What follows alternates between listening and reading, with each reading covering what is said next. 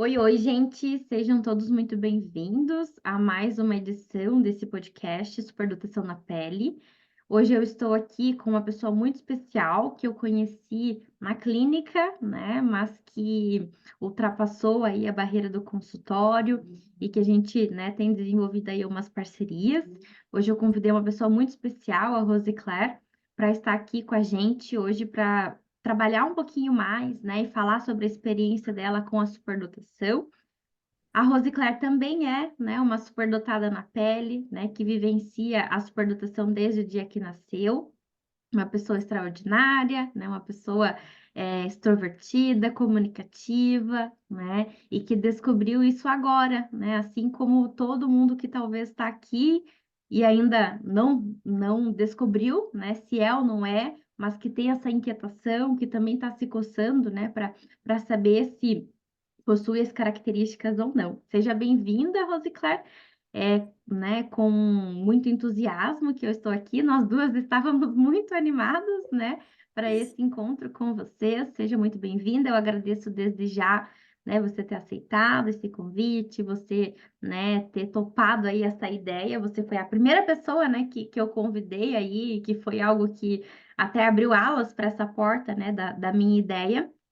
E eu agradeço imensamente, né, por você ter topado estar aqui comigo. A Rosicléia está do outro lado do Brasil, né? Eu estou aqui no interior de São Paulo, ela está bem longe de mim, mas que bom que a gente tem essa possibilidade, né, do online para a gente se unir, né, para falar sobre esse assunto tão importante. Então, seja muito bem-vinda. Se você quiser se apresentar para a gente também. Muito obrigada, Poli, pela apresentação. Nossa, estou muito honrada. Boa tarde a todos, boa noite, né? Ou bom dia, né? Não sei a hora que vão assistir ao vídeo. Nossa, fiquei muito honrada pelas palavras. Então, falando um pouquinho de mim, eu sou a Rose Claire, sou formada em Direito, sou advogada, sou mestre em Direito Internacional, mas no momento não estou trabalhando, como eu gosto de dizer, eu tirei um período sabático de 5 anos e meio. Agora ele já está terminando, né? Agora já deu, agora já tem que terminar. Só que quando eu entrei nesse período, eu não sabia por que estava entrando, mas agora eu sei.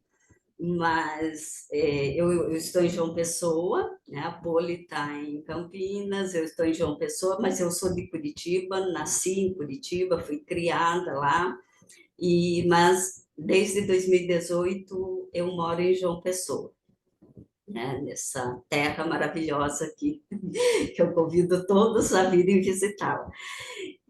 Então, como que começou toda essa loucura aí na minha vida, que virou a minha vida de perna para o ar, né? É o que eu posso dizer. Então, é muito recente, na verdade, toda essa história de superdotação. Em junho, agora de 2023, meados de junho, mais ou menos, assim, eu ali pela internet, sem ter o que fazer, né? De repente caiu um vídeo na minha frente e que me chamou muita atenção. E o vídeo era características, altas habilidades, superdotação. Eu falei, deixa eu ver o que é isso daqui. Uhum. Conforme eu fui assistindo ao vídeo, eu fui me impressionando, ficando assim, horas incrédula, outra hora muito impressionada com as características que foram falando sobre a superdotação, porque eu simplesmente me encaixava em todas, a cada nova característica eu me encaixava. E aquilo, né, eu falei, meu Deus, mas será, né, como todo superdotado, nunca acredita, né, que possa ser superdotado. Mas o interessante é que teve até um período que eu achava que tinha um grau leve de autismo. Eu cheguei, inclusive, a comentar com uma irmã minha. Eu acho que eu devo ser um pouco autista, justamente por causa da insensibilidade com o som, com um tecido na pele. Então, tinha certas coisas do autismo que eu dizia, nossa, mas eu sinto isso desde pequena, né? Então eu cheguei até a pensar que eu tinha um pouco de autismo. Mas quando eu assisti esse vídeo e eu me identifiquei com todas as características, eu falei, não, então não é autismo, mas não consegui acreditar que era superdotação. Daí, agora que eu percebo, né, que eu entrei em hiperfoco, porque simplesmente, quando eu terminei de assistir, daí o YouTube começa a mandar mais vídeo parecido, comecei a assistir a todos os vídeos e não sossegada, entrei na internet, comecei a buscar artigos, assim, me informar de todas as maneiras possíveis sobre o que era superdotação. Eu entrei no hiperfoco, porque eu passei o restante do mês de junho, assim, eu só pensava nisso dia e noite, e quanto mais eu lia, quanto mais artigo eu assistia, vídeos eu assistia, mais eu me identificava. E eu acho que esse, né, Rosicléria, é um fenômeno muito comum, né, do superdotado que começa ali a perceber essas características e percebe, né? Nossa, isso combina comigo, mas isso também combina, né? E vai percebendo todas essas nuances das características, né? E por mais que sejam posts, por mais que sejam vídeos, né? Ali de forma não tão formal nas redes sociais, no YouTube, no Instagram, né? A maioria das pessoas hoje, dos adultos hoje, que eu atendo, vem dessas redes sociais, né? Por quê? Porque a gente, primeiro, que a gente não tem tanta literatura, a gente não se falava disso na época, né? Que essas pessoas eram crianças ou adolescentes, né? Então, por isso que passaram despercebidos. Mas hoje essa fonte grande de informação, né, que é o YouTube, que é as redes sociais, acaba gerando esse incômodo, né? As pessoas ficam inquietas, né? Porque, nossa, esse vídeo fez total sentido, nossa, mas esse vídeo também fez muito sentido, né? E aí vai percebendo, né? Teve uma vez que uma paciente falou para mim assim, as fichas não estão caindo, elas estão despencando, né? Eu acho que quando o superdotado começa a ver os vídeos, ele começa a perceber uma coisa e outra coisa, e vai gerando outro insight, e começa um processo de inquietação, né? Se eu sou, eu quero saber, né? Eu acho que foi isso que você falou para mim, né? Quando você chegou na Foi, avaliação. que foi até engraçado, né? Porque geralmente as pessoas chegam no consultório por outros motivos. E eu fui exatamente para saber se eu era superdotada, eu queria avaliação.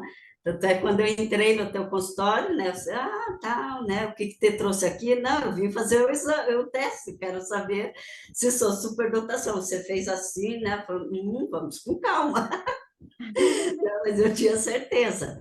Mas por que que eu precisava dessa avaliação, Poli? Porque eu até conversei com outras pessoas que demoraram tempo até procurar é, confirmar as suspeitas, né? Mas no meu caso, eu entrei mesmo naquele hiperfoco porque era uma coisa que, dependendo de confirmar ou não, mudaria minha vida, eu diria assim, completamente. Por quê? Enquanto eu assistia aos vídeos, lia os artigos e ia me identificando com cada característica, e todas elas eu me identificava, uma em especial foi a que mexeu muito comigo, que é a hipersensibilidade. E eu vou explicar por quê. Então, a hipersensibilidade, né, como nós sabemos, ela pode ser tanto física, né? O som alto, a luz muito intensa, essas coisas todas. Mas também a hipersensibilidade emocional. E esta pode acarretar muitas coisas. E dentre os vídeos que eu assistia, eu acho que até foi aí de vocês da Cognos, num dos vídeos da Cognos, que começaram a falar da hipersensibilidade e poder gerar uma doença psicossomática, né? Então, isso me impactou. Por quê? Porque eu desenvolvi uma doença psicossomática, que é a artrite reumatoide, e eu sabia que era por causa da minha emoção, por causa de muito estresse que eu passei na minha vida. Por quê? Porque eu vivi a violência doméstica durante 20 anos. E eu desenvolvi a doença a partir do 7º ano de casamento. Então, eu sempre soube que a doença tinha alguma coisa a ver com o estresse do casamento, da violência doméstica. E eu e o que me impactou ao assistir os vídeos foi que eu entendi, eu tive respostas para muitas perguntas. Por exemplo, os médicos sempre se surpreenderam muito, todos os médicos reumatologistas que eu ia, eles se impressionavam muito com o grau de agressividade da doença em mim.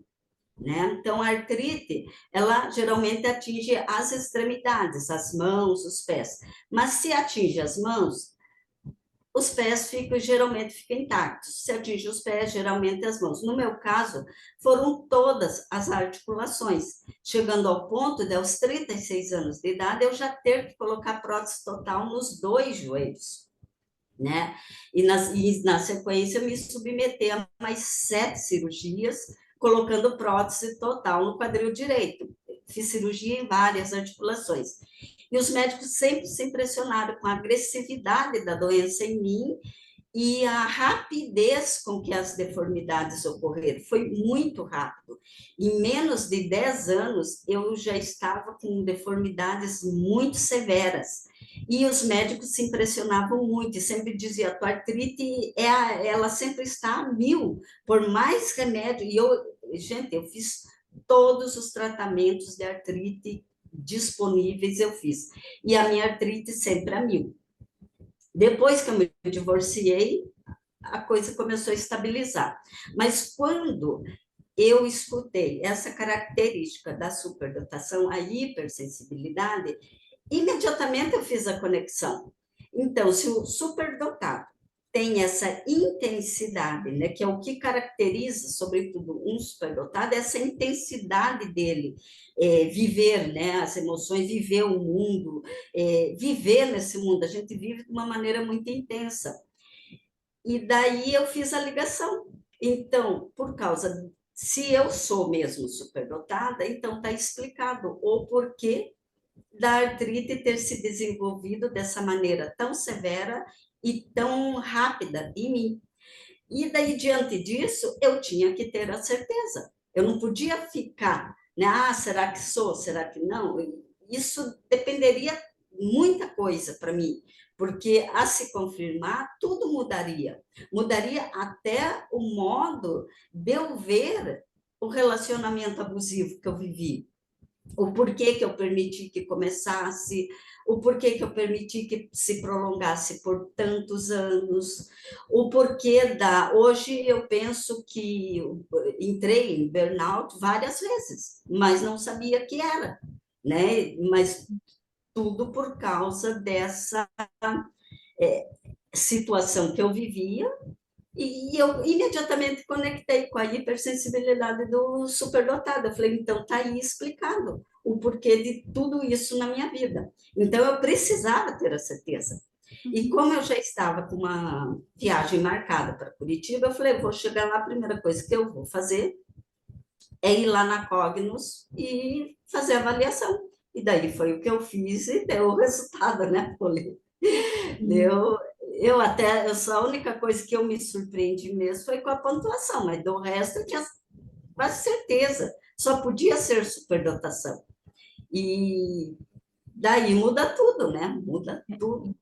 E eu acho também, né, Rosicléria, que uma coisa que você falou, né, o superdotado, ele vive intensamente, né? E ele vive intensamente não só para aquilo que é favorável, né? Não é só quando eu estou estudando lá na faculdade, quando eu vou fazer um concurso, quando tem uma coisa especial. Não, ele vive intensamente todos os dias, né? Em todos os Exatamente. contextos.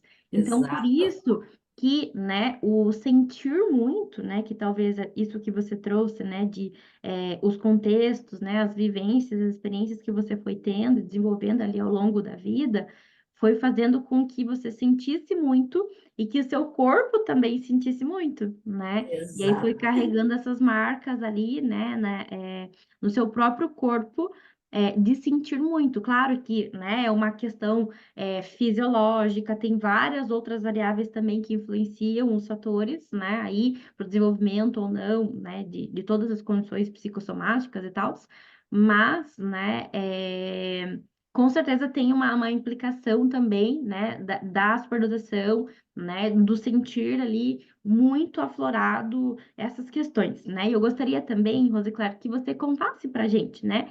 é, Desse sentir, né?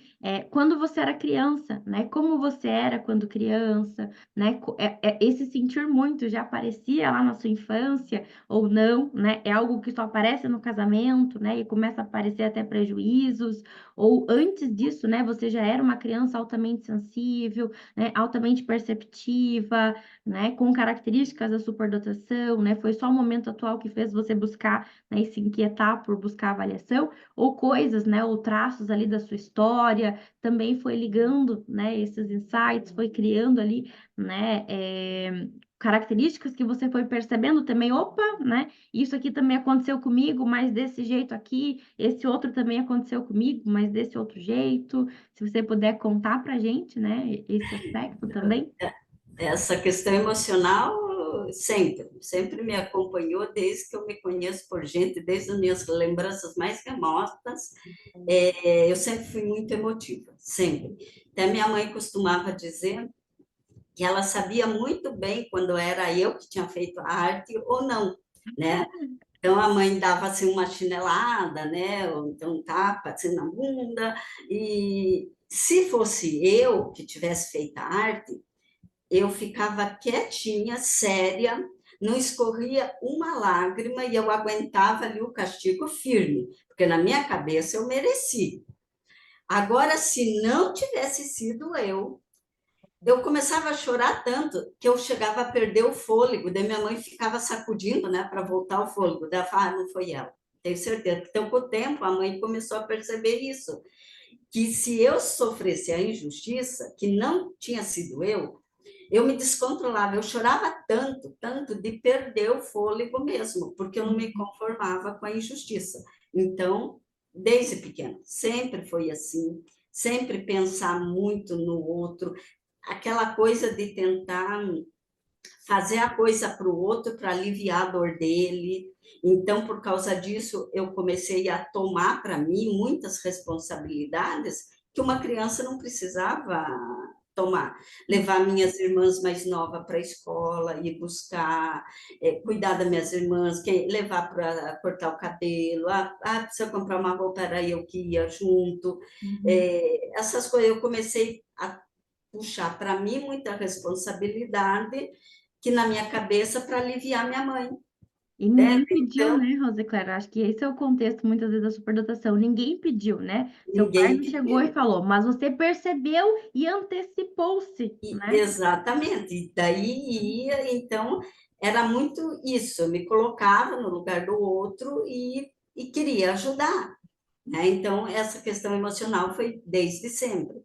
Outra característica, a questão da memória, sempre uma boa memória. Tanto é que os meus conhecidos, meus amigos sempre costumam dizer: Mas você lembra de tudo? Gente, eu lembro de tudo.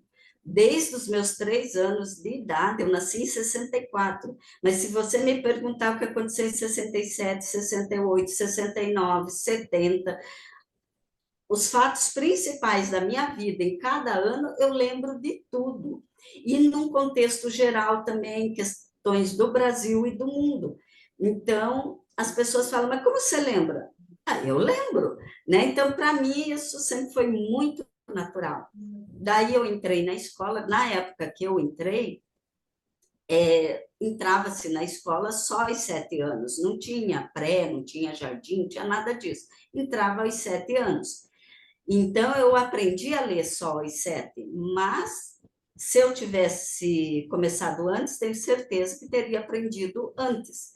Mas naquela época não, a gente só entrava às 7. E como você falou, hoje em dia tem vários meios de você se informar. Na minha época, não. Na minha época, era só na escola. Fora da escola, você não tinha, porque naquela época a criança tinha que brincar, e geralmente já ficava na rua brincando.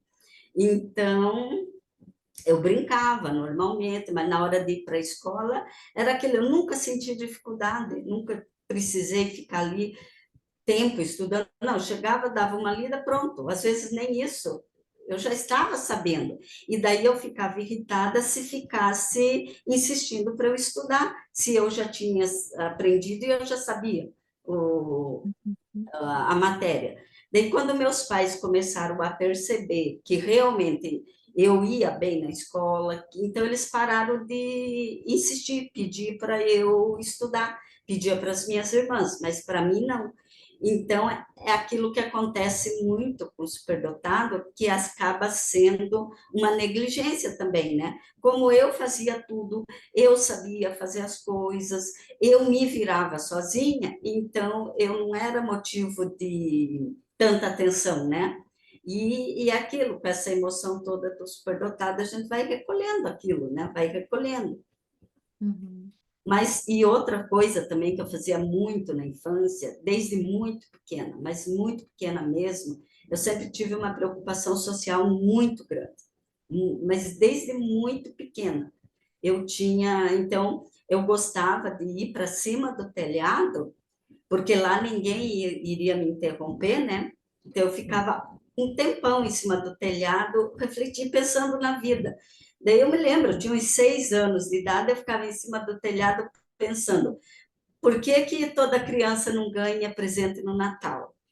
Por que que... Daí tinha aquela musiquinha, né? Seja pobre, seja rico, o velhinho sempre vem. E eu falava, não, ele não vem para todo mundo, né? E por que que ele não vem para todo mundo? Eu ficava pensando, por que que tinha valeta na rua se era tão feio?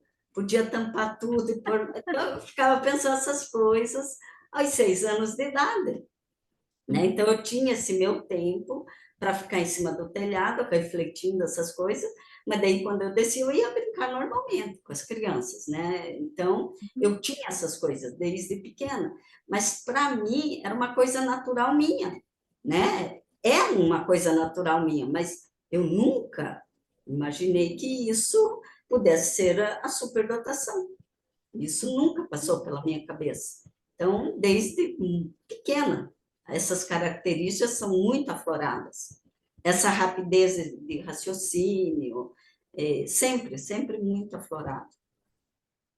E na interação social, Rosiclar, como que você era, né? Você tinha facilidade, né? A gente sabe que tem dois tipos, né, de superdotados. Tem aqueles extrovertidos, comunicativos, expansivos, e vai, né, que vai ter vários amigos, vai ter liderança, né? E vai ter outro público ali que é mais quietinho, mais introvertido, mais solitário, né?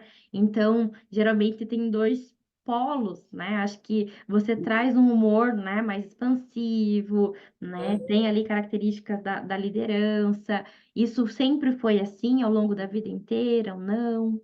Sempre, sempre. Eu sempre, por exemplo, na escola, eu sempre estive entre os populares da sala. Sempre. Eu nunca fui aquela de ficar lá no cantinho quietinha. Não. Eu estava sempre, mas não porque eu procurava. As pessoas me colocavam, as professoras acabavam me colocando. Que nem eu chegava, contanto que me desse aquele espaço, como eu citei. Então, às vezes eu ia para cima do telhado, às vezes eu queria ficar dentro do quarto estudando. Se eu tivesse aquele momento para mim, o resto, nossa, eu sempre interagi muito bem. E nunca tive esse problema. E na escola, sempre assim, entre os populares, mas sempre, nunca procurando, sempre foi natural isso daí. Mas nunca Uhum. fui aquela criança, adolescente, mesmo na faculdade, de ficar lá no cantinho quieta, não. Sempre aparecendo.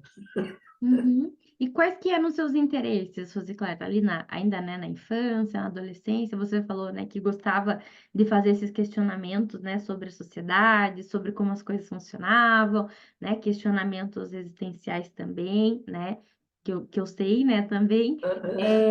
Mas, assim, o que que você gostava, né? Você tinha ali características de curiosidade, né, quando era criancinha, era uma criança questionadora, curiosa, né? Buscava ali o conhecimento, tinha áreas de interesse já pequenininha ou não? Na verdade, tia, mas é que tem que colocar no contexto que eu vivi a minha infância, né? Uhum, Naquela época não é como hoje. sim. Naquela época, a criança tinha que ficar no lugar da criança, né? Então, se chegasse visita, nós já sabíamos que não tínhamos que ficar lá na sala junto com o pai e com a mãe, que eles iam conversar. Então, era aquele contexto. Então, a criança não se envolvia muito com as questões dos adultos e muito menos ficava fazendo pergunta, que ele já falava, vai brincar, vai brincar. Isso Uhum, daqui é coisa para gente grande. Então, a gente ia, né? A gente brincar. Então, era um contexto muito diferente do que é hoje, onde as crianças questionam e tudo. Naquele tempo, não. Naquele tempo, criança era criança, adulto era adulto. E não se misturava muito, né? Então, não, mas para mim, eu tinha muita curiosidade em tudo. Eu queria aprender as coisas, mas também naquela época a informação não chegava para a gente com essa facilidade.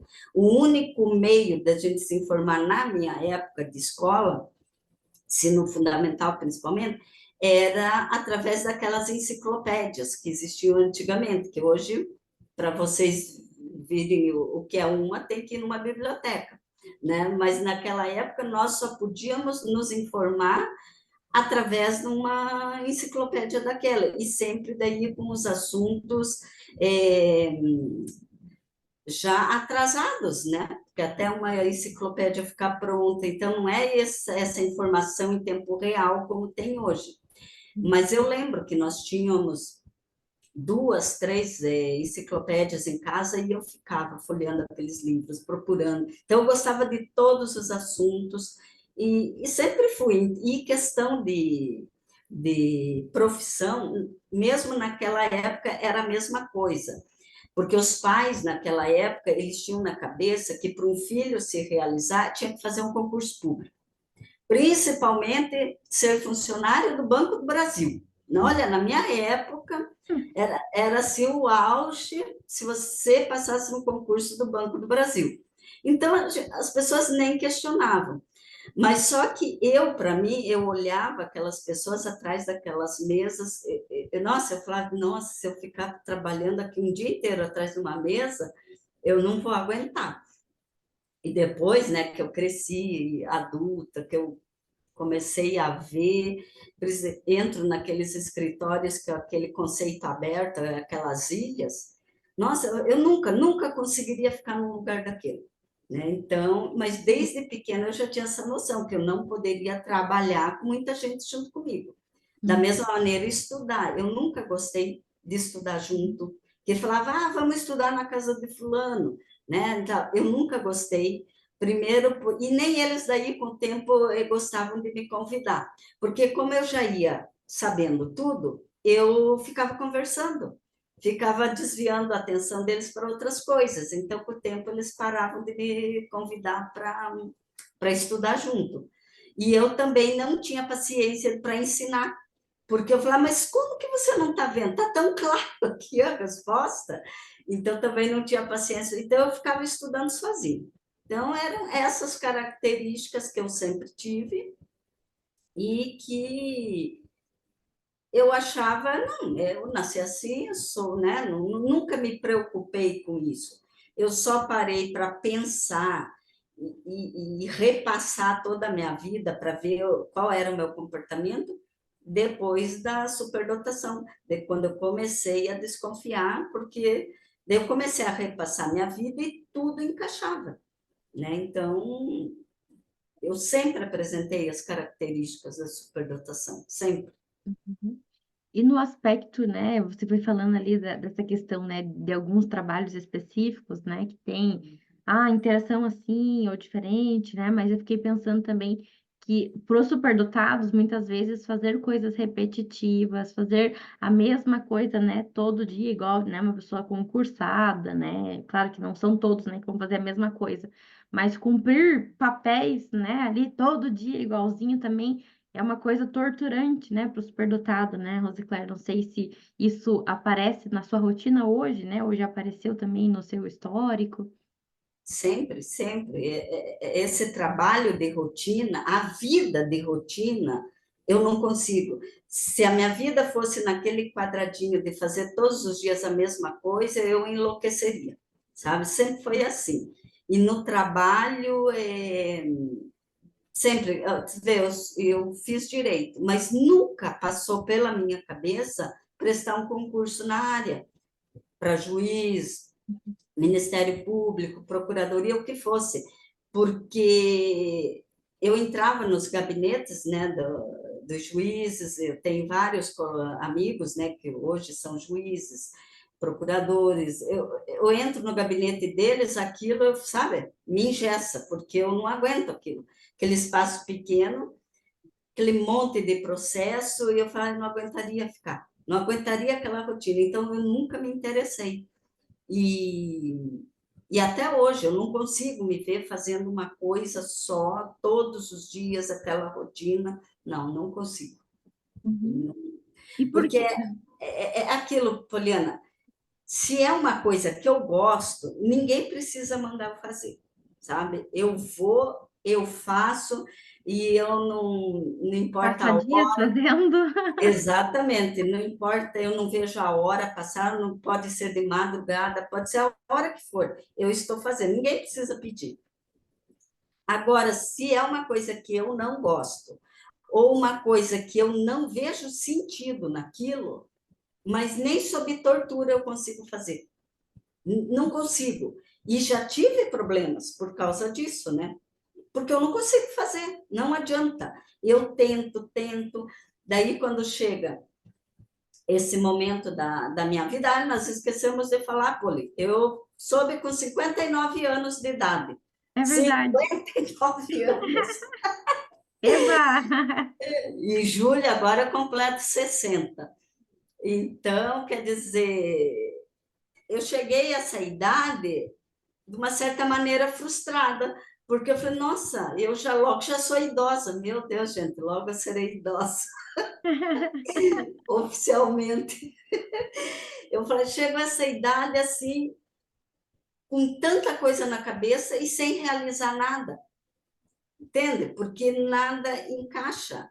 E então, de certa maneira, eu ficava frustrada com isso e não entendia o porquê. Eu falava, nossa, as pessoas vão, começam uma coisa e vão, segue, e eu não conseguia. Por quê? Porque eu tenho muito esse problema. Se eu não vejo, principalmente, sentido naquilo, eu não consigo fazer. Sabe? Então, hoje eu estou entendendo por que, que eu ajo dessa forma. Hoje eu entendo que é um funcionamento do meu cérebro, que agora eu tenho que ver o que, que eu vou fazer com isso, né? Porque é muita coisa, muita informação. Rosicléia, e por que que aos 59 anos você, né, fez aí todo esse percurso para buscar a avaliação? Né? Porque acho que, né, vem essa sensação de, ah, se eu tenho, eu quero descobrir, mas o que que isso implica, né? Saber isso, né? A gente sabe que vai trazer algumas respostas, mas por que que, né, foi tão importante buscar, né, esse sim ou não, né, ali na avaliação? Né? Claro que a avaliação ela não é só um processo, né, de vai dar, é superdotado ou não, mas vai mapear todo o seu funcionamento, né, cognitivo, pensando, né, no quadro ali do envelhecimento. Isso é super importante, né, você ter, de fato, né, um documento que vai te acompanhar ao longo, né, da vida ainda, né? Então, o que que motivou você, né, e por que que você tomou essa decisão, assim, de buscar, né, por isso? Então, Com em 59 anos. princípio, 50 em princípio é aquilo que eu falei, que eu precisava ter a certeza, porque eu fiz Uhum, essa conexão com a doença que eu adquiri, uhum, psicossomática, então eu queria ter essa certeza. e porque daí muita coisa explicaria, e também pelo seguinte, Poliana, por incrível que pareça, né, até os 59 anos de idade, ainda naquela que hoje eu vejo que é muito comum no superdotado, não acreditar em você mesmo. Né? Se você tem um monte de ideia, mas você fala, é a síndrome do impostor, né? Não, mas isso aqui, não. Ai, não, eles vão achar que não fui eu que pensei isso daqui, que não, sabe, aquela coisa. E então eu tinha sempre muito medo de expor tudo que eu penso, né? Primeiro porque toda vez que eu tentei expor alguma teoria minha, ninguém compreendeu e me olho com aquela cara que como se eu fosse maluca, né? E daí eu penso, daí é bem aquela coisa que já chegaram ao ponto, né, de falar assim, percebe-se, porque aos 59 anos de idade não fez nada, só fica com essas ideias malucas na cabeça, entende? Então, daí eu me retraio. E também, assim, eu sempre tive muita expectativa em relação ao outro, que eu sempre achava, isso desde pequena e até agora, sempre o outro era melhor do que eu. Sempre, não, o outro é melhor. Nossa, mas o outro é assim. Ai, o outro faz um monte de coisa. E quando eu começava a interagir com a pessoa, começava a ver exatamente o que a pessoa fazia, do que era capaz, eu chegava à conclusão que eu era mais capaz. Mas para a sociedade, a outra pessoa se destaca, a outra pessoa é alguém. Eu só com as ideias malucas, né? Então esse era um grande problema meu, porque eu não tinha validação das coisas que eu falava, que eu pensava, que eram minhas, e daí sempre sem aquela coragem de expor, de eu escrevo muito, mas daí só fica para mim, que daí eu até pensava assim, o dia que eu morrer, talvez alguém leia isso, essas coisas que eu escrevo, né? Não vou entender nada, mas alguém lê, se interessar. Então, ficava muito para mim, porque eu achava que era tudo bobagem da minha cabeça. Mas, daí eu pensei assim, mas e se realmente eu for superdotado, certo? E se realmente é uma característica do superdotado inovar, trazer coisas novas. Então, eu tenho que acreditar nas coisas que eu penso e não tenho que ter vergonha de começar a expor. Então, essa também foi uma das razões para eu querer ter a certeza. Porque daí é tipo assim, eu estou validada para mim mesma. Não, não é da tua cabeça. O teu cérebro funciona assim e quem sabe dentro de tudo isso que você está pensando não se aproveita alguma coisa, né? Então, eu precisava dessa avaliação por causa disso. Mesmo porque, Poliana, desde muito pequena, eu sempre briguei muito com determinadas convenções sociais, sabe? Eu sou sempre aquela pessoa que, tipo, a rebelde, eu não aceito as convenções sociais, isso desde muito pequena, né? Que é aquela coisa da superdotação, que hoje eu percebo. Eu vou dar um exemplo para vocês. A lei do divórcio, ela só veio em 1977. É muito recente. Eu tinha 13 anos de idade quando foi editada a lei. Até 1977 não existia divórcio. A mulher não se divorciava. Era a mulher desquitada. Se ela não aguentava mais o casamento e ela resolvia cair fora, ou o homem abandonava isso, aquilo, ela era considerada uma mulher desquitada. E uma mulher desquitada era a mulher mais mal falada que existia na sociedade. Ninguém chegava perto, ninguém queria contato, ninguém podia brincar com os filhos daquela mulher. E perto da minha casa, assim, 3 casas acima, tinha uma mulher que se mudou e era desquitada. E eu gostava tanto dela, porque ela era tão legal, e ela tinha um casal de filhos. E eu gostava de brincar, eram da mesma idade, Só que toda a vizinhança proibiu os filhos de brincar com os filhos dela. E as mulheres não conversavam com ela. A mulher trabalhava o dia todo, coitada. Só que meus pais nunca deram bola. Meus pais nunca impediram. Então eu brincava com os filhos dela. E aquilo me machucava muito, muito, muito, muito, porque eu ficava me colocando no lugar dela, eu ficava me pensando assim, meu Deus, que vida triste, né, que ela leva. E eu tinha o quê? Uns 11 anos de idade. E então eu era contra, eu detestava essas convenções sociais. Hoje não, hoje está tudo muito mais liberal. Mas na minha época era tudo muito assim, muito preconceito. E eu era, por exemplo, Poliana, eu gostava, né, do meu isolamento, mas também gostava de brincar.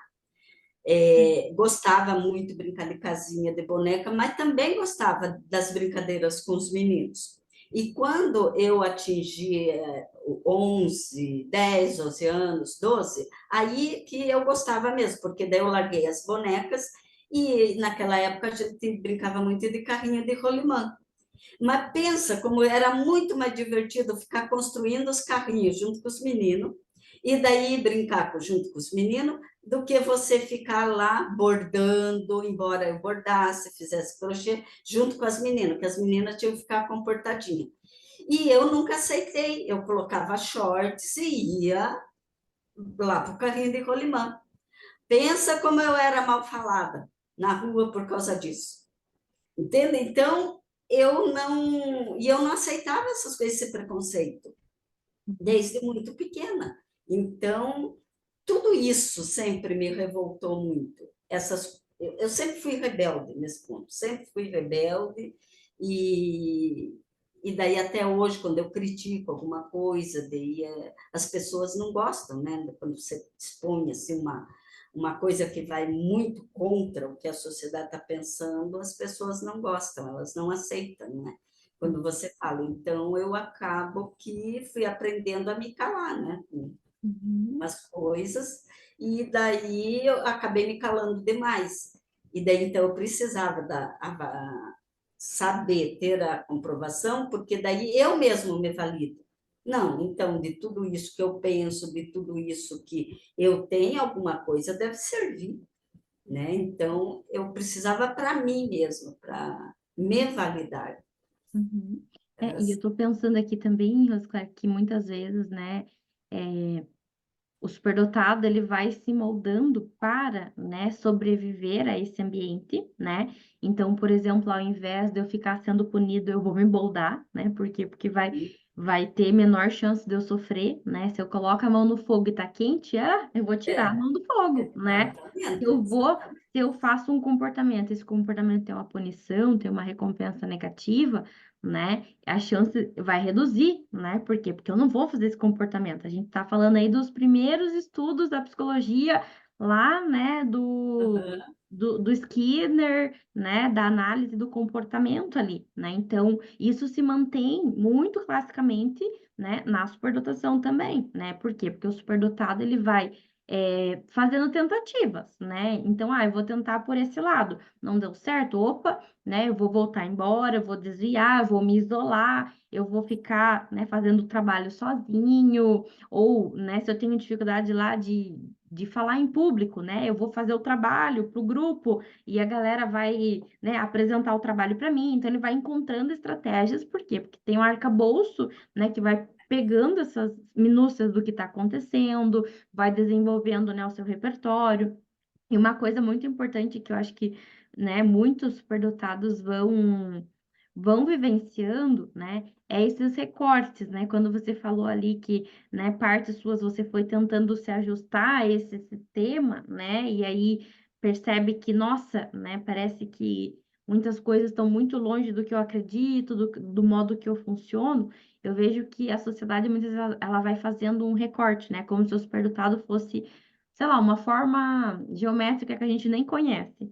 mas que a escola faz ele ser um quadradinho, né? Que a família faz ele ser um triângulo, né? Que, sei lá, os amigos faz ele ser um círculo, né? Então ele vai se transformando em pequenos recortes e tudo que está em volta vai ficando para fora, né? E tudo que está ficando para fora vai se transformando em sofrimento, né? Por isso que a gente vê que, né, desde a infância, né, a gente tem casos graves, né, de adoecimento, de ansiedade, de medos exacerbados, de isolamento, de ansiedade social, de ataque de pânico, depressivos, transtornos, né, transtornos alimentares já na infância, né? Então, por isso que a superdotação, por mais que ela não é uma condição patológica, né, igual a Rosicler falou, no início, né, pela sensibilidade exacerbada, pela intensidade emocional, pela hiperexcitabilidade emocional, faz com que se tenha muitos fatores estressores, né? E aí, se esse indivíduo tiver experimentado, né, por exemplo, bullying na escola, vai ser um fator estressor que pode desencadear um quadro depressivo, né? Então, ele vai ser mais suscetível e vulnerável, porque vai ter mais fatores estressores, talvez, e fatores de risco nesse contexto, nesse ambiente, que pode desencadear, né, algum tipo de sofrimento ali na infância, na adolescência ou na vida adulta, né? E, Rosicler, pensando ali na fase adulta, né? Que implicações que você teve, né? Que hoje, olhando para trás, claro que talvez lá no momento da vida adulta você nem passava pela cabeça, né? Que isso poderia ser a superdotação, mas que hoje você olhou para você adulta, né? E tá percebendo, né? Isso também era da superdotação, seja no relacionamento, né? Ali afetivo, na relação com seus filhos, né? O que que você nota, assim, que eram comportamentos talvez típicos também da superdotação. Então, é que na minha vida, Poli, então, hoje, né, Uhum. que esse último mês de dezembro aí, eu passei, assim, né, a mil, revendo toda a minha vida. Então, o que que acontece? O que aconteceu comigo foi, assim, muito singular, né, Uhum. digamos assim. Eu tive uma infância feliz, né, meus pais nunca foram pais, assim, aqueles pais que ficassem em cima. Por um lado, foi até negligência, que eu precisava de mais atenção, Uhum. e atenção, assim, que eu digo na afeição, porque, assim, tudo que eu queria, meu pai e minha mãe nunca negaram. Tipo, eu queria um livro, eles compravam. Eu queria aprender tal coisa, como eles sabiam que eu gostava e eu aprendia, então eles nunca se negaram a essas questões materiais.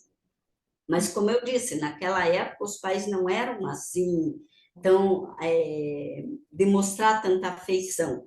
E talvez, por causa da superdotação, eu precisasse mais desse lado de expressar mais a afeição.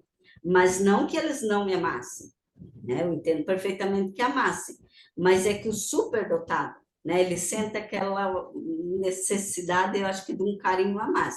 Mas como eu sempre, a filha boazinha, porque eu não incomodava, e eu sempre, desde muito pequena, eu tinha na minha cabeça que eu não podia magoar meu pai e minha mãe. Então eu fazia tudo, tudo Uhum. que eles queriam, que eles esperavam de mim. Então, eu nunca fui uma criança que incomodei. Uhum. E como eu disse, e eu sempre apresentei uma maturidade muito, mas muito acima da minha idade. Tanto é que eu já, com 11 anos, era eu que levava minhas irmãs para a escola. Uhum. Eu que Agora pegava. eu vou falar assim, e eu também. Exato, eu que levava. Então, eu assumi. Mas para mim era natural, porque eu era mais madura. Tanto é que eu nunca consegui, fora de brincar ali com as crianças, de carrinho de rolimã, como eu falei, fora isso, eu não conseguia ter uma conversa com as crianças da minha idade. Eu sempre procurava pessoas adultas, que eu não, que daí eu conseguia conversar, né? Aqueles livros que eles davam na escola, que eu achava tudo muito bobinho, eu já lia livros muito para adulto, digamos, né? Então, para mim, sempre foi muito normal isso daí. Eu sempre fui muito mais madura do que a minha idade. Daí, o que acontece comigo? Eu casei muito cedo. Eu casei com 16 anos, porque eu engravidei, entendeu? Esse negócio, eu me achava mais madura, eu era, já vivi, já namorava com uma pessoa mais velha, e daí acabei engravidando. Eu tive a minha filha com 16 anos. Só que na minha cabeça, eu já cuidava das minhas duas irmãs mais novas, eu só estava cuidando de mais uma criança. Então, eu não tive, assim, esse problema, ai, o que que eu vou fazer? Não sei cuidar de uma... Não, desde o começo eu sempre soube cuidar da minha filha. Só que daí eu entrei num turbilhão, porque enquanto eu era solteira, eu tinha meu pai e minha mãe, que eles não me incomodavam, me deixavam na, no meu espaço de isolamento, na hora que eu queria, sempre me respeitaram isso daí. A partir do momento que eu casei, eu não tive mais isso daí, porque o meu ex-marido era uma pessoa, assim, muito difícil, e ele não me dava esse espaço. E daí, desde o início, muito violento. E daí, daí pensa, coloca-se no meu lugar. Hoje eu percebo que, então, a intensidade de como eu recebia cada agressão, e eram todos os tipos de agressão dentro do rol de violência doméstica, eu recebi todas as agressões, né? Não é só agressão física, uma agressão verbal com requinte de crueldade. Pensa como chega para um superdotado. Hoje eu entendo isso. E aquilo começou a me descontrolar completamente o meu organismo, porque eu nunca tinha sentido aquela brutalidade com meus pais, nunca. Só que naquela época, como eu disse, existia aquele preconceito social. Aí eu casei, eu engravidei. Nossa, ninguém pode saber, tem que casar. Eu fui obrigada a casar. Ah, você casou, tem que ficar casada. Entende? Então é como se assim, meu pai e minha mãe até nem tanto, mas meu pai é como se ele tivesse colocado um véu, ah, não estou vendo nada, porque eu tinha que me manter casada. Entendeu? Agora, então, você pensa, eu sair da casa do meu pai e da minha mãe e ir para esse ambiente brutalizado. Na condição de superdotada, então aquilo veio com muita intensidade. Então, mas muita mesmo. Hoje eu percebo aquilo que eu sentia, que é por causa da superdotação. E daí ele não, ele tudo ele criticava. Daí, por exemplo, vocês estão vendo como eu falo. Esse é o meu tom de voz. Então tem horas que eu falo mais alto, porque eu sou descendente de italiana, né? Eu sou 75% italiana. Por lado da minha mãe, todos são italianos, desde a minha mãe, tudo, todo mundo veio da Itália. E para o lado do meu pai, minha avó materna, toda italiana, só o lado paterno, o avô paterno, que é português. Mas então eu tenho muito esse jeito de italiano, de falar alto, né? E assim, com o casamento, quando eu procurava, quando eu ia, que isso é natural meu, ele mandava ficar quieta, que eu tinha que baixar o tom de voz, que eu não podia falar desse jeito, porque eu estava querendo me mostrar, principalmente se tivesse algum outro homem perto. Ah, é para você se exibir para ele, está chamando a atenção dele. E com o tempo, eu fui diminuindo o tom da minha voz, que chegou um momento, gente, que eu mal abria a minha boca. Eu mal abria a minha boca, eu falava baixinho, sabe? E eu comecei a entrar nos moldes dele, de ser aquela pessoa submissa, falava baixinho, não retrucava, mesmo porque com o tempo você vai aprendendo que se retrucar a agressão vem maior, e daí eu entrei, né, nisso, e ele também, como eu sempre mostrei a inteligência, desde pequeno, todo mundo fala, nossa, como você é inteligente. E ele começou a me impedir de mostrar inteligência. Por exemplo, se nós saíssemos e eu começasse a conversar, porque eu converso de tudo, por quê? Porque eu leio muito, eu me informo, e se numa conversa lá entre amigos eu expusesse a minha opinião, porque eu já tinha lido, e 10 pessoas começavam a conversar e tal, e eu me destacasse, Ah, pronto, era a briga certa quando chegasse em casa. Então, eu comecei a camuflar e me fingir de burra. Eu era burra, né? Então, daí eu me encontrei, saía, ia na casa de amigos, ou então um churrasco, essas coisas, eu ficava lá com as mulheres falando de bolo, sabe, de Cabelo da boa. cabelo, como que tira mancha de roupa. E aquilo para mim, meu Deus do céu. Então, vocês imaginem como eu entrei. E daí foi ficando pior com os anos. Foi ficando pior. E daí eu parei de estudar, né? Quando casei aos 16, parei de estudar. E foi ficando pior, pior. Daí aos 23, começou a aparecer os sintomas da doença. E aos 30, eu já estava bem, bem, muita deformidade. E com muita dificuldade para andar. Só que chegou com 31 anos de idade, deu assim um negócio em mim, sabe? Deu. Eu até falo, baixou um troço em mim num dia, que o meu ex-marido, ele estava fazendo direito, e ele já estava no quarto ano. E o meu filho, minha filha, já no ensino, minha filha acho que estava na oitava, ou já no primeiro ano do segundo grau, não me lembro. E, e eles saíam para estudar de manhã. E deu um negócio em mim um dia que, assim que eles saíram, eu peguei as coisas e minha bolsa, fui para casa da minha mãe e falei, mãe, eu quero voltar a estudar. Só que eu preciso entrar num cursinho que faz muito tempo que eu parei de estudar, senão não vou passar um vestibular. A mãe paga o cursinho para mim? Ela falou, pago. E eu fui e me matriculei. Quando eles chegaram em casa, eu já estava com todas as apostilas lá que o cursinho tinha me dado, né? E eles ficaram meio assim, mas ele não me impediu de estudar. Eu estudei, mas daí hoje eu vejo por quê. Quando eu fui fazer a inscrição para o vestibular, eu fiz para filosofia. A casa quase caiu. A casa quase caiu. Porque ele, e dele foi falar para o meu pai, para minha mãe, para todos os parentes, que eu fui fazer filosofia. Onde já se viu? Passar um ano estudando para fazer filosofia. Isso que eles me falaram. Você não vai ganhar dinheiro, não sei o quê. Daí, quando eu fui fazer a inscrição na PUC, eu fiz para direito, passei em direito. E ele ficou muito feliz, né? E, nossa, e me incentivou e tal. E como eu acompanhei ele desde o primeiro ano de direito, eu estudava junto com ele, porque eu acabava fazendo muito dos trabalhos dele.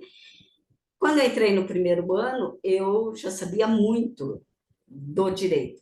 E depois eu entendi o porquê que ele não se importou de eu estudar e estudar direito, porque ele tinha uma estagiária de graça, entendeu? Isso que eu percebi depois, porque daí ele me colocou, daí ele se formou e estava entrando no segundo ano. Ele tinha o escritório dele e ele me colocava para fazer todas as petições. Entende? Eu é que ficava lá horas fazendo, e ele não me pagava nada. Daí eu comecei a entender, nossa, por isso que ele incentivou, porque ele tinha uma estagiária de graça. Uhum. Né? É, eu acho Então, que agora uma coisa super importante que você mencionou, né, Rosicler, o abuso da capacidade cognitiva do superdotado, né, da capacidade intelectual, né, assim, porque você é tão bom nisso, você faz, né, isso começa desde criancinha, né, ali nas interações exatamente, sociais, você faz trabalho, né, nossa, que brilhante ideia, então, né, você que vai se é, dedicar a isso, que, né, a gente não se vê falando sobre isso em lugar nenhum. exatamente. E daí, então, eu passei a fazer, eu que fazia ele, não, então ele tinha uma pessoa, não precisava pagar nada para a pessoa. E como ele sabia que o que eu pegava, aquele perfeccionismo, que hoje eu sei que é um perfeccionismo do superdotado, ele não se preocupava, porque ele tinha certeza que a coisa ia ficar boa. Então, ele ia para os barzinhos, ele ia aproveitar a vida dele, e eu lá, né, trabalhando. E os 2 últimos anos de casamento, o que aconteceu? Ele começou a entrar numa paranoia que ele não me deixava espaço para mais nada. Eu não sei se porque eu estava já quase terminando o curso de direito. Então, ele começou a me podar cada vez mais e me vigiar, assim, ao ponto dele colocar, escuta no telefone, para escutar para com quem eu ouvi toda a minha conversa com minha mãe, com minhas irmãs, ao ponto de eu ir no banheiro, ele ia atrás. Entende? Ele não me deixava mais um minuto sozinha. E aquilo foi me enlouquecendo, e chegou ao ponto, e eu fui ficando cada vez pior. Daí, hoje, eu penso que talvez nessa época eu entrei num burnout, porque aquilo foi me deprimindo, porque eu não tinha mais espaço para nada. Ele não me deixava a ler, você acredita? Ele começou a me impedir de ler para eu não ficar mais inteligente. Então, ele me impedia de ler. Então, aquilo, eu entrei num parafuso até o dia que eu não aguentei, que eu pensei comigo, se eu permanecer aqui, eu vou morrer. E daí, né, acabei saindo de casa e largando tudo para trás. Mas isso eu já tinha 36 anos. E quando eu tomei essa atitude, eu já estava quase na cadeira de rodas. Quase na cadeira de rodas. Então, eu saí de casa em janeiro, em fevereiro eu entrei no 5º ano de Direito, eu fiz aquele 5º ano de arrasto, porque eu tinha já muita dificuldade para andar, e assim que colei o grau, a cirurgia já estava marcada, né? Daí eu fiz a cirurgia assim que colei o grau, e já fiz nos 2 joelhos, então eu me divorciei, passei esse ano todo para terminar a faculdade, fiz terapia nesse ano para tentar pôr a cabeça no lugar. E já no 2º ano, quando eu colei o grau, eu já entrei nas cirurgias. E a recuperação de uma cirurgia de joelho, ela é muito longa. Então, eu levei esse ano inteiro para me recuperar, e daí foi uma série de cirurgias, uma atrás da outra, que então eu acabei, gente, entrando, digamos, no mercado de trabalho, eu já tinha mais de 40 anos, quando eu realmente entrei, porque ele nunca deixou de trabalhar.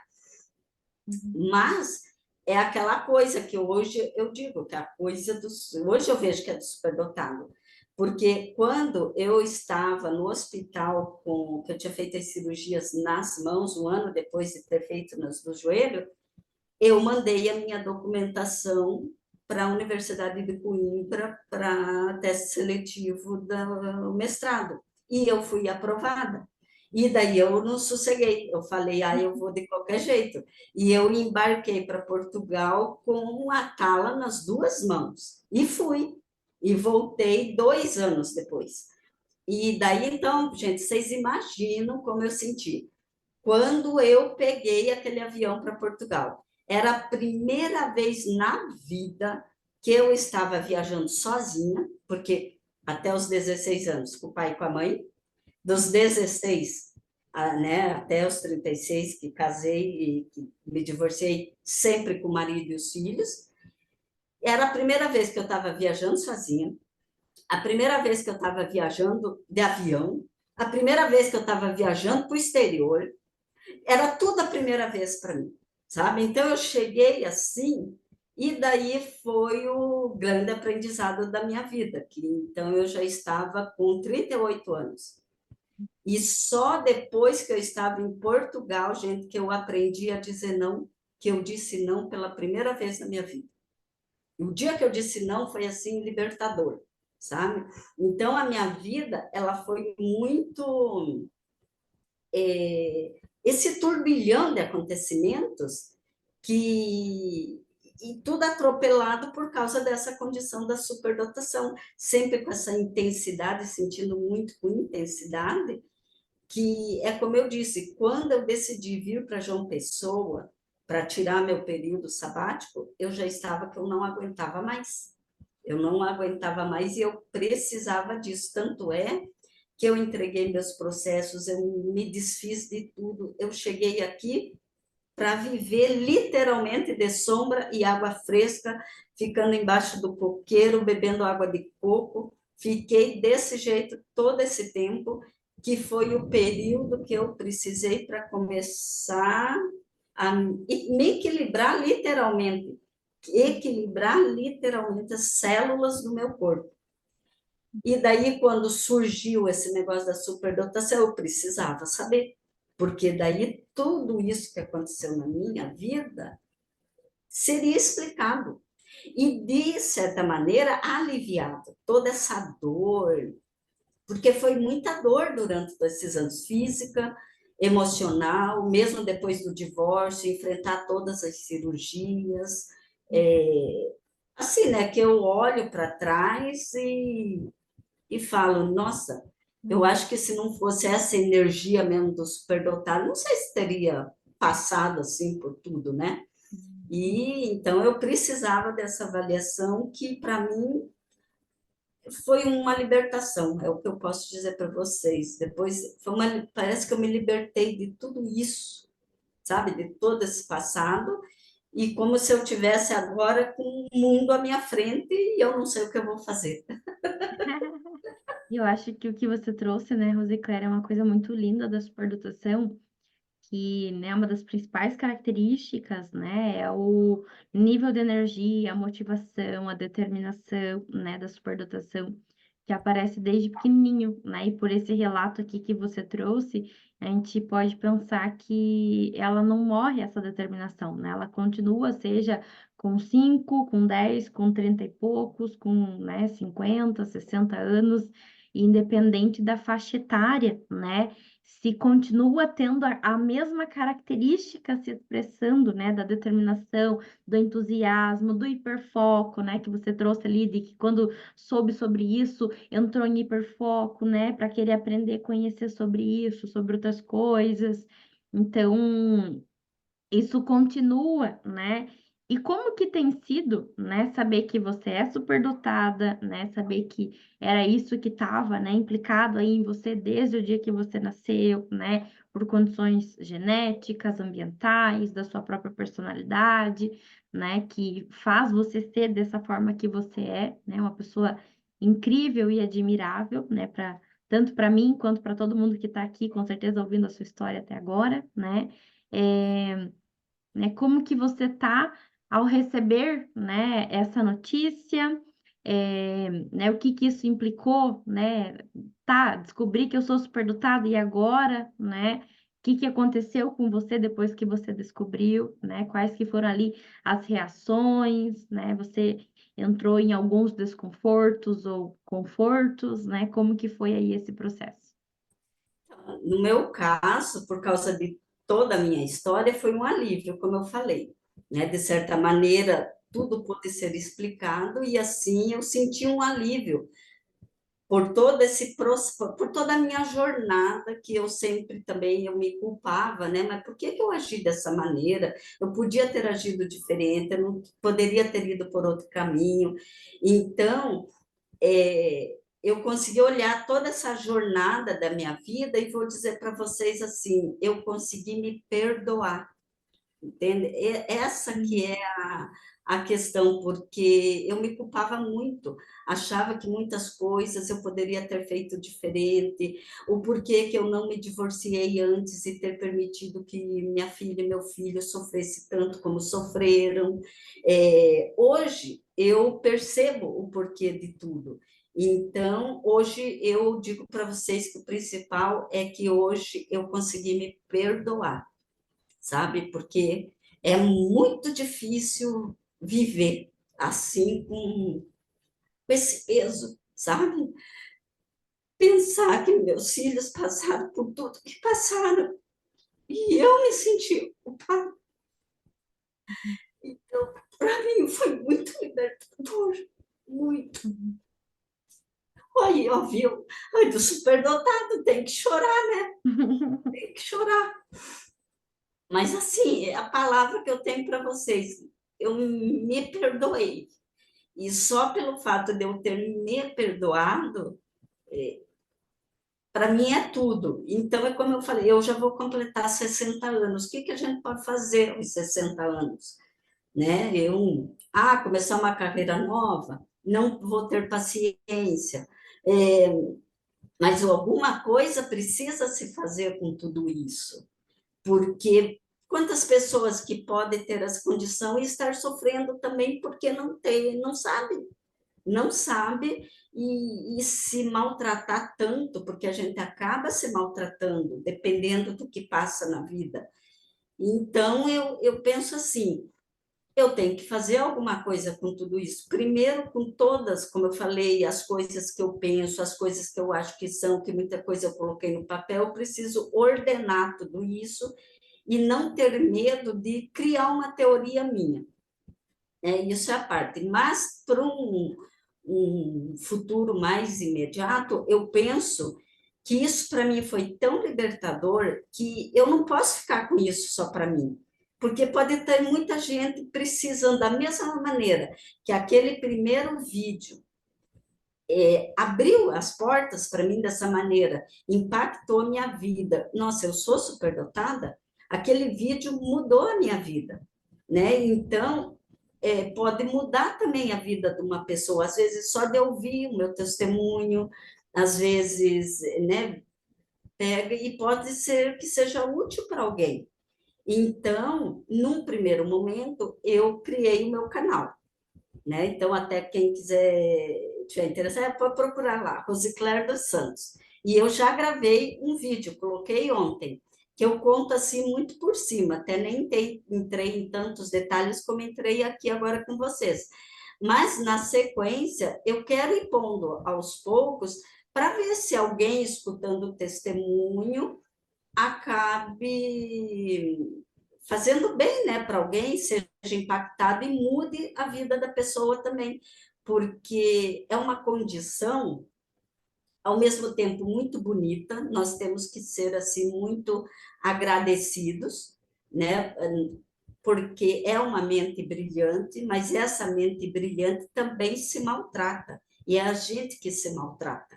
Então, aprender a lidar com isso, porque a superdotação, agora que os estudos começaram em cima da superdotação, então trazer isso à tona, discutir, compreender essas pessoas, porque eu acredito também, eu acredito muito em Deus, eu acredito, a gente não vem assim, com um cérebro desse à toa para passar pela vida sem fazer nada com tudo isso, só sofrendo. Não, tem que pegar a parte boa e fazer alguma coisa boa para a humanidade e para o planeta. Aproveitar o cérebro que a gente tem.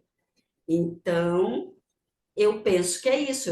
Eu estou assim, caminhando no escuro. Então, no primeiro momento, é esse canal. E depois disso, vou ver o que vem pela frente, né?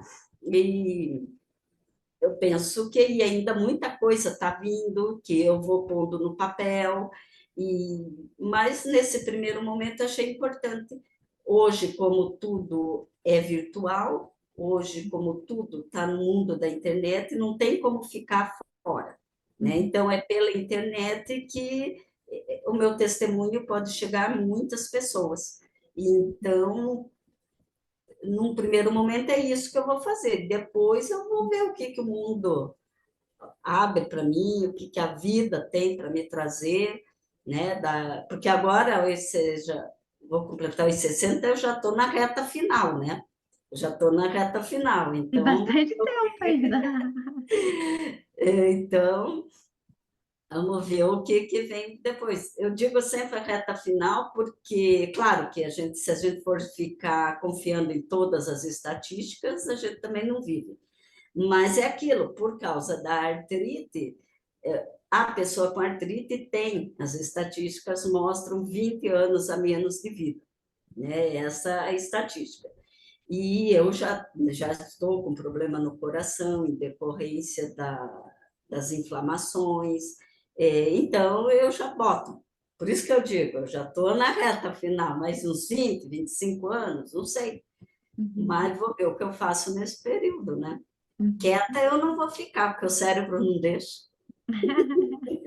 Eu acho que também, né, Rosicléia, isso que você trouxe é algo que, né, não só você fala, né, mas acho que muitas pessoas que passam, né, que bebem dessa água querem que outras pessoas também bebam, né? Que bebem da água do autoconhecimento, né? Ah, eu sei porque eu sou assim agora, eu sei porque assim, assim, assado, eu sei que isso é violência, eu sei que isso é abuso, eu sei que isso é negligência, né? Se a gente, né, o conhecimento, ele nos tira desse lugar escuro, né? E se a gente tem conhecimento, se a gente sabe, né? Por exemplo, talvez muitos superdotados que estão aqui, né, estão também em quadros de adoecimento. E saber que está num quadro de adoecimento por características, né, que talvez eram da superdotação, pelos fatores estressores, pelas vivências da vida levaram ao adoecimento, faz com que você entenda o que aconteceu lá no passado, né, e que talvez hoje você busque as estratégias mais efetivas de cuidar de você mesmo, né? Eu acho que o que você falou aqui, né, de se perdoar, né, de se aceitar, né, de não se culpar, vem muito de encontro com isso, né, que é se autoconhecer, né, que é aceitar como eu sou, né, eu não controlar né, a minha intensidade emocional, mas eu encontrar modos de regular minha intensidade quando eu estou muito nervosa, né, quando eu estou muito ansiosa, eu reconhecer que, opa, né, agora eu tenho que parar aqui esse hiperfoco, por quê? Porque meu corpo precisa ir no banheiro, ele precisa comer, né, então também dá limites para mim mesma, né, então tudo isso vem do conhecimento, né, que a gente vai buscando depois estratégias para atender às nossas próprias necessidades, né? E, nossa, foi encantador, né? Acho que você é uma pessoa admirável, né? Pelo senso de empatia, né? Pelo senso de preocupação com as outras pessoas também, né? De estar compartilhando coisas tão difíceis, né? E tão profundas que aconteceram aí na sua pele, né? Você falou que isso aflorou na sua pele e eu pensei, né? Exatamente nisso. Foi por isso que num dia eu estava tomando banho e falei, meu Deus, eu sou superdotada na pele, né? Porque eu olhei para mim e eu percebi que, nossa, acontece comigo, né? Essa pressão que eu sinto em produzir, em criar, em desenvolver projetos, em fazer lives, em fazer podcasts, é algo que é da superdotação, né? E que isso desde criancinha aparece, né? E vai continuar com a gente até, né, o resto da nossa vida. E que conselhos, né, Rosicler, que você, não conselhos, né, mas assim, que orientações, né, o que que você diria, né, para as pessoas que estão aqui, que estão te ouvindo, né, que querem conhecer mais de você, né, eu sei que você é uma pessoa super aberta, gosta muito da interação social, né, então, como que as pessoas podem, né, também chegar mais próxima de você, né, para conversar, né, pessoas que moram aí mais para o Nordeste, ou pessoas também que se identificaram com aquilo que você trouxe aqui para a gente hoje, né, como que elas podem, né, estar mais próximas de você, né, além do canal. É, e o que que você diria, né, para quem está aqui, que ficou até aqui, né, ouvindo a gente até esse final desse podcast? Que conselhos, que orientações, né, o que que você diria para as pessoas, né, que estão descobrindo que são superdotadas ou que já descobriram ou estão nessa incógnita aí, né? Será que eu sou? Será que eu não sou? Né, o que que você diria para elas? Bem, a partir da minha experiência, né, e já com a idade que eu estou, que já passei por tantas coisas, eu digo assim, seja autêntico, seja quem você realmente é, porque se nós já viemos com um cérebro dessa maneira, é como eu disse, nós não temos que ficar fingindo ser quem não somos. Nós temos que pôr para fora o que tem de bom, não só vir à tona a parte ruim e quando nós já estamos doentes não saber lidar com aquilo, não trazer essa parte brilhante para fora, não ter vergonha, põe, crie, né? Se você inova em alguma coisa, não tenha vergonha de falar, mesmo que as pessoas te achem maluco no primeiro momento, não tenha vergonha disso, e como eu falei, principalmente se perdoe a partir do momento que você descobre, você entende por que que agiu assim em determinada situação, por que que foi a intensidade do teu sofrimento naquela hora, ou da tua alegria. né? O que todo mundo fala, ai, parece boba, não sei o quê. Não, você estava realmente muito feliz. Então, não ter medo de expor quem você é, ser autêntico. É o que eu posso dizer hoje e é o que eu vou tentar fazer comigo, né? Que a partir de agora eu vou procurar ser quem eu sou, sem vergonha de ser feliz, né? Como dizem. Então, sejam autênticos, coloque para fora todo o brilhantismo que tem dentro dessa mente, e eu acredito num mundo muito melhor, e acredito que nós podemos fazer parte desse mundo melhor, contribuindo com um pedacinho de nós mesmos. Então, é pôr para fora tudo isso, continuar debatendo sobre a superdotação, porque as pessoas precisam conhecer essa condição, porque as pessoas não conhecem. Tanto é que depois que você entregou o meu laudo, que eu falo com as pessoas, ninguém sabe o que é, não tem, é sempre aquela história, é o gênio, né? Daí olha assim, é sempre aquilo. Então, tem que começar a expor, debater sobre o que é realmente a superdotação, que tem esse lado bonito, mas também tem esse lado triste, sombrio, se a gente não se conhecer. Se a gente não conhecer como funciona o corpo mesmo, que daí vai chegar num sofrimento tal como eu cheguei, e as pessoas não precisam chegar até onde eu cheguei, né? Então, é isso que eu digo, sejam autênticos, não tenham medo, não guarde tudo para si, coloque para fora, mesmo que os outros digam que é uma ideia boba, não, coloca para fora e sem medo mesmo. E é o que eu vou tentar fazer com o meu testemunho, tentar ajudar as pessoas a pôr isso tudo para fora. Agora, imagine se todos esses superdotados que existem começar a pôr, né, tudo que tem de bom para fora, olha, nós transformamos o mundo, podemos transformar o mundo em muita coisa boa. Nós podemos deixar para a posteridade muita coisa boa que vem da nossa cabeça. É só acreditar. Então, é isso que eu digo. Mas sempre aquilo. Se passaram por situação difícil, se perdoe e siga em frente. É o que eu deixo para todos. E para me encontrar, em princípio, é o canal, né? Eu tenho o meu Instagram, que eu até nem sei como que é, eu sempre esqueço o nome do Instagram, eu acho que é @Rosicler dos S, eu acho. Eu não publico nada lá, a Poli até sabe, eu nem publico, mas agora eu vou começar a publicar. Agora eu vou começar a publicar. Se quiserem me mandar uma mensagenzinha, mandei por lá. E daí Se quiserem também deixar aqui algum comentário, alguma pergunta, né, nos sim, comentários aqui do YouTube, a gente responde, né? E exato. eu fiquei pensando também, Rosicléia, né, para a gente finalizar, que eu pensei em dois exemplos, né, enquanto você estava falando aqui agora da integridade, né, de que esse superdotado continua sendo a mesma coisa. Eu pensei no primeiro exemplo, né, de uma pedra preciosa, né, independente se ela é jogada, sei lá, ficou há 500 anos dentro lá da terra, né, muita coisa aconteceu e tal, ela continua sendo a mesma coisa, né, ali, por mais que tá suja, se limpar, continua, né, o diamante tá ali, né, e eu fiquei pensando a Exato. mesma coisa também, um outro exemplo de metáfora para a gente pensar, né, quando a gente vai cozinhar o macarrão, né, por que que a gente não tampa a panela, né? Porque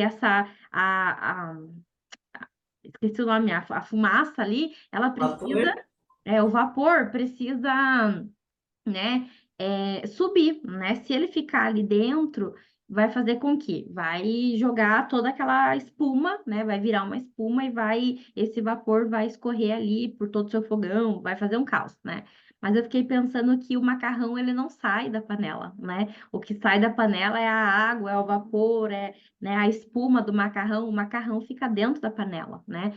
Independente do que aconteceu contigo, né? Seja um sofrimento, seja um ambiente negligente, seja uma violência, seja um abuso, né, sexual, né, psicológico na infância, né, seja o que aconteceu, né, você continua sendo você, né? Isso, claro, se torna uma marca da nossa vida, né? Infelizmente, sim, né? Se torna ali uma cicatriz, uma parte nossa, mas a essência continua a mesma, né? Então, o diamante continua dentro da gente, né? Essa pedrinha ali especial, seja as características que a gente tem, né? Eu lembrei agora também de uma vez que eu não, nem lembro aonde que eu escutei isso, né? Mas me disseram uma vez assim que a única coisa que não podem nos roubar é o conhecimento, né? Hum, Então, por isso que talvez o superdotado até se submeta a situações de abuso, porque até, né, nessa situação que você estava falando ali do abuso, né, de você fazer várias petições, você estava conhecendo e aprendendo, e isso ninguém rouba de você, né? é Isso verdade. continua contigo, né? E vai continuar contigo pro resto da vida, como fazer aquela petição, como fazer esse livro, como escrever tal coisa, né? E às vezes o superdotado vai guardando isso para dentro dele e tendo medo, né, de expor, né, tem medo de sair ali daquela casinha, tem medo de... Hoje mesmo eu escutei assim, né, atendi alguns pacientes de manhã que me disseram isso, né, eu tenho livros escritos guardados, eu tenho telas que estão lá guardadas, que eu nunca mostrei para ninguém, que eu nunca vendi, que eu não fiz nada disso, e tenho várias outras dificuldades, sabe, que poderiam ser compensadas por esses meus talentos que estão guardados, né? Então, acho que, independente, né? Claro que a gente não tem a varinha mágica de tirar o medo de vocês, mas a gente tem a missão de encorajar vocês a enfrentarem os seus próprios medos, né? E tirarem, talvez, aí, esses projetos, essas ideias do armário, né? Para que isso possa, talvez, borbulhar dentro de vocês aí, né? Possa estar fazendo algum efeito aqui da nossa fala, que borbulhe dentro de vocês essas ideias, para que a gente possa, de fato, né? Cada um atingir o seu potencial, né? Na área que atua, né, Rosicler? Exatamente, é isso que eu acho. É, Sem medo de ser feliz, como eu sem falei. medo de ser feliz. Vai e Uhum, faz seja autêntico, autêntico. sim, É o que eu vou sim, tentar fazer, tentar não, vou fazer. Daqui em diante, vou procurar ser quem eu sou. uhum, sim, Porque quando eu recebi o laudo, foi um misto de emoções. Ao mesmo tempo que eu não senti surpresa, digamos, com uhum, o resultado, que eu tinha quase certeza, por outro lado, foi como se eu caísse num vácuo, num vazio, porque eu falei assim, nossa, eu passei minha vida toda não sendo eu, não sendo eu, então quem que eu sou? Sabe? Então, essas coisas, então eu estou trazendo tudo isso para fora agora e vou fazer alguma coisa com isso, né? uhum, Mas penso que o meu trabalho maior é uma divulgação de que uma superdotação que não seja orientada, que não seja descoberta já muito cedo, né, pode trazer muito transtorno na vida da pessoa. E o contrário também, se descobrir já muito cedo, se direcionar o teu potencial, né, para pôr tudo isso para fora, a tua mente é ilimitada. Você consegue o impossível. Então, é isso que tem que fazer. uhum, sim, Debater a superdotação e tornar isso um assunto corriqueiro do dia a dia. A minha intenção é essa. Né? Agora vou trabalhar para isso. Daí me uhum. vejo lá no meu canal, que daí eu vou gravar mais vídeos. Então tá.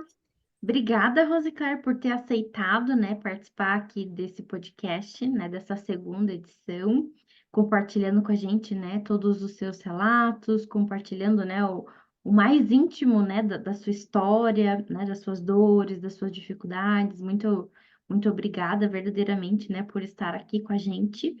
É especial para mim, né, quanto pessoa, quanto profissional, né, quanto também superdotada, ter a oportunidade de conversar com você, né, acho que você trouxe muitos, enquanto você foi falando toda a superdotação, eu fui pensando, meu Deus, eu não poderia ter tido outro nome, né, para esse podcast, né, porque exatamente na pele você traz até questões somáticas, né, né, no corpo que acontece contigo, então, muito obrigada mesmo por ter aceitado esse convite de estar aqui com a gente. Para todos que estão aqui, né? Desejo, né, tudo de bom para vocês, né? Desejo que esse podcast tenha sido proveitoso, né, para todo mundo. Para quem ficou com dúvidas, manda aqui embaixo, assim que possível a gente vai responder, né, os comentários, as perguntas. E nos encontraremos aí, talvez, né, na próxima semana com um novo podcast, né, que em breve eu vou divulgar lá para vocês também. Tá certo. Um beijo, Rosicler. Brigadão, viu? Um beijo para você, Poliana. Obrigada pela oportunidade. Eu amei estar Agradeço. aqui. Como você sabe, eu falo demais, né? Lembra no Eu também. consultório?